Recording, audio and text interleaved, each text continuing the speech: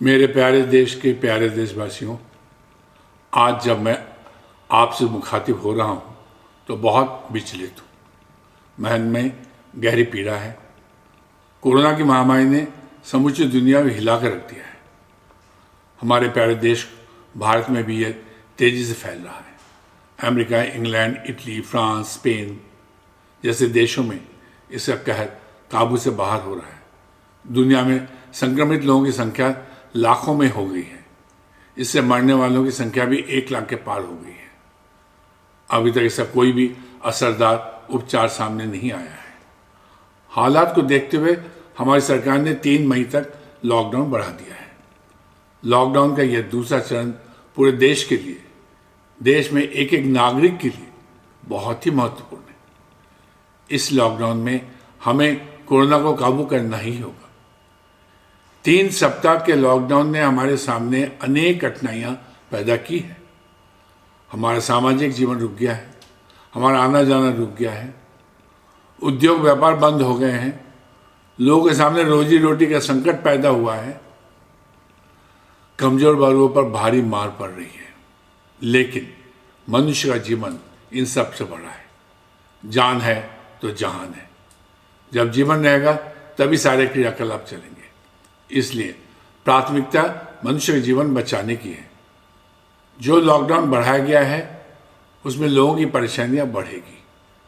हमें परेशानियों को सहना पड़ेगा, कठिनाइयों को सामना करना पड़ेगा। जिंदगी बचाने के लिए इन कठिनाइयों को सहना ही एकमात्र उपाय है। हमारे पास कोई दूसरा रास्ता नहीं है। ये भी कहा जा रहा है कि अगर लॉकडाउन लागू नहीं करते तो हमारे यहाँ हालत बहुत ही बुरे होते। हम सबको ये समझना होगा कि कोरोना के विरुद्ध लड़ाई सिर्फ सरकार की लड़ाई नहीं है, ये संपूर्ण मनुष्य जाति की लड़ाई है। मनुष्य जाति के हर सदस्य की लड़ाई है, हमारी और आपकी लड़ाई है। इस लड़ाई में हर व्यक्ति सिपाही है, हर व्यक्ति कोई ना कोई जिम्मेदारी है, हर व्यक्ति कोई ना कोई भूमिका है।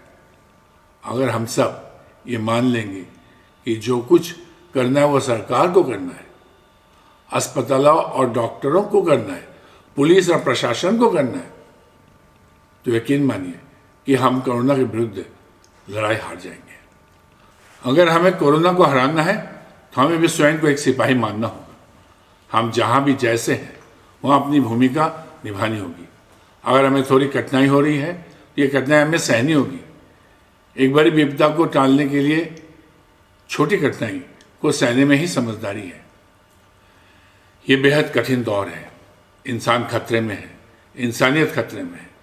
मैं सभी से अपील करता हूँ कि कोरोना के खतरे को समझें।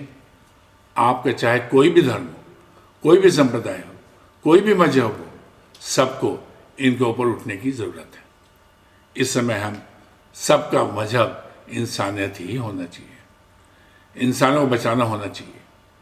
लॉकडाउन के दौरान घर में रहें। सरकार जो भी दिशा निर्देश जारी कर रही है उसका कड़ाई से पालन करें। डॉक्टर, नर्स, पुलिस प्रशासन के लोग आगे रहकर कोरोना से लड़ रहे हैं। ये हमारे जीवन बचाने के लिए अपना जीवन दांव पर लगा रहे हैं। इन लोगों साथ दें, तन मन धन से साथ दें। हम सोशल डिस्टेंसिंग का पालन करें, लेकिन इमोशनल डिस्टेंसिंग ना होने दें। टेलीफोन एवं इंटरनेट के जरिए अपनों से संपर्क बनाए रखें। भावनाएं बहुत बड़ा संबल होती है। हम सारे देशवासी भावनात्मकता के साथ एक दूसरे से जुड़े रहें, एक दूसरे के दुख दर्द को समझें और एक दूसरे के मददगार बनने की कोशिश करें। इसी में हम सबकी सुरक्षा है और इसी में हम सबकी भलाई है। जब हम कोरोना को हरा देंगे तो जिंदगी नई शुरुआत करेंगे। सब मिलजुल कर एक दूसरे का साथ देंगे और पहले से भी मजबूत भारत का निर्माण करेंगे। जय भारत, जय मानवता। आपका हितैषी सारा प्रणाम।